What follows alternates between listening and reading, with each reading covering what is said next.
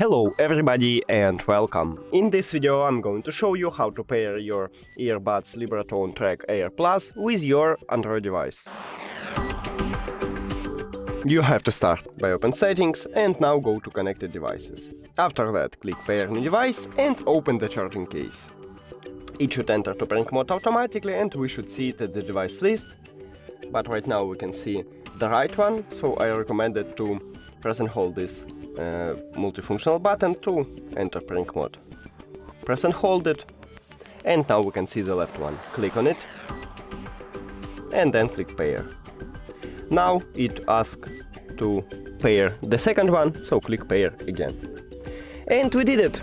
Thank you for watching this video. If you found it helpful, please consider subscribing to the channel and leave the like on the video. It's really important to us. See you later!